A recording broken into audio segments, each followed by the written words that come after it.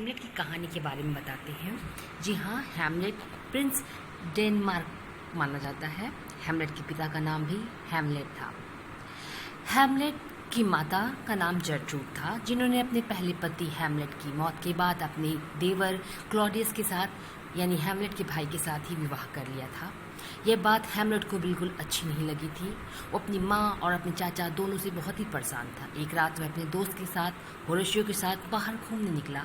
किले के बाहर उसे अपने पिता का भूत घोस्ट हैमलेट दिखाई दिया, जिसकी वजह से वो बहुत अपसेट हो गया। वो अपने पिता से बात किया, जहाँ उसके पिता ने उसको सच्चाई बताई कि उसकी मौत सांप के काटने से नहीं वरन जर्ट्रूड और क्लॉडियस के द्वारा षड्यंत्र करने के उपरांत हुई है। उसके भाई क्लॉडियस ने ही विष देकर उसकी हत्या करवाई थी। यह बात हैमलेट को नागवार गुजरी और वह बहुत निराश हुआ। तब उसके पिता ने हैमलेट ने उससे कहा कि पुत्र हैमलेट, तुम अपने पिता की मौत का बदला लोगे। तुम्हें मेरे भाई क्लॉडियस से उसकी मौत का बदला लेना है। तुम्हें बदला लेना होगा, तुम्हें बदला लेना होगा।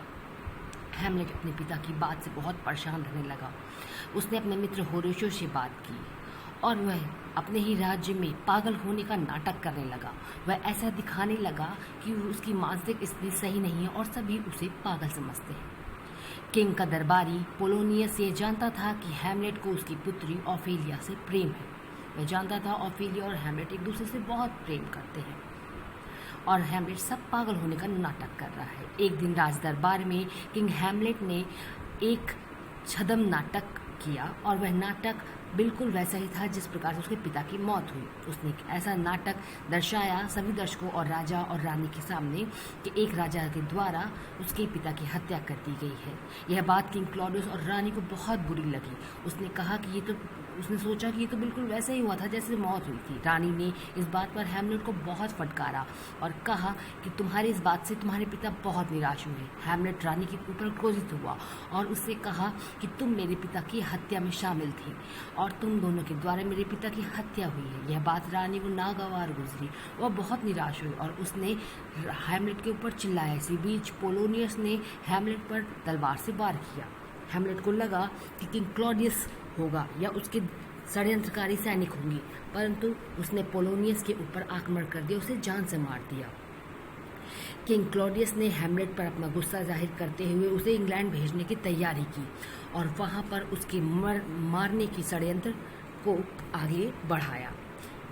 हैमलेट क्या न करता, अपने चाचा की इस बात को मानते हुए वह जाने लगा। इसी बीच किंग क्लॉडियस द्वारा लिखा गया षड्यंत्र पत्र, जिसमें हैमलेट की मौत का जिक्र था, हैमलेट को हाथों हाथ लग गया। हैमलेट को पता चल गया कि उसके पिता यानी कि शो कॉल्ड किंग क्लॉडियस उसे मरवाना चाहते हैं इंग्लैंड ले जाकर। वह ऑफेलिया को छोड़ने में बहुत ही दुखी था और उसी बीच उसे ऑफेलिया की मृत्यु का समाचार मिला। पोलोनियस इधर ऑफेलिया की बहन से मिला। पोलोनियस इधर किंग क्लॉडियस ऑफेलिया के भाई लार्टिस से मिला और उसे बताया कि लार्टिस हैमलेट ही ऑफेलिया की मृत्यु का उत्तरदायित्व संभाले हुए है। यहाँ पर हैमलेट ही ऑफेलिया का हत्यारा है। तुम्हें हैमलेट से बदला लेना होगा और तुम्हें उसके साथ द्वंद्व युद्ध करना होगा। यहाँ क्लॉडियस लार्टिस को भड़का देता है हैमलेट के विरुद्ध। इसी बीच दोनों के बीच हैमलेट और लार्टिस के बीच एक द्वंद्व युद्ध होता है, जहाँ पर वह बताता है कि उसने लार्टिस की तलवार पर क्लॉडियस ने चुपचाप ही विष लगा दिया था और वो चाहता था कि जैसे ही लार्टिस की तलवार हैमलेट को छुएगी, हैमलेट डर में ही मर जाएगा। यह बात लार्टिस को भी पता थी। इसी बीच दोनों के बीच युद्ध होता है और हैमलेट धोखे से वही तलवार लार्टिस के सीने के आर पार कर देता है और लार्टिस की वही मृत्यु हो जाती है। और किंग क्लॉडियस ने वहाँ पर जो विष का प्याला रखा हुआ था उसे धोखे से रानी जर्ट्रूड पी जाती है, जिससे रानी की ही ऑन स्पॉट मृत्यु हो जाती है। यह देखकर राजा बहुत गुस्सा होता है। हैमलेट राजा की तरफ तलवार लेके बढ़ता है और उसे भी मार देता है। उसे भी मार कर वह अपना बदला पूरा कर लेता है। अब लास्ट में हैमलेट होरेशियो से मिलता है। यहाँ भी वो तलवार से क्षतिग्रस्त हो चुका था, क्योंकि वही तलवार जिसमें विष लगा तो वह हैमलेट के सीने में चुभ जाती है। हैमलेट होरेशियो से कहता है कि तुम्हें उसे समाज को पूरी सच्चाई बतानी होगी कि किस प्रकार के हैमलेट ने अपने पिता की मृत्यु का बदला लिया है। तुम्हें जीवित रहना होगा। होरेशियो भी उसके साथ मर जाना चाहता है, परंतु हैमलेट उसे मना लेता है कि वह जीवित रहेगा और समाज को बताएगा कि किस प्रकार होरेशियो और हैमलेट दोनों ने मिलकर के हत्यारों का पर्दाफाश किया है और अपने राज्य की सेवा हेतु हत्यारों को मार गिराया है। यह हुई हैमलेट।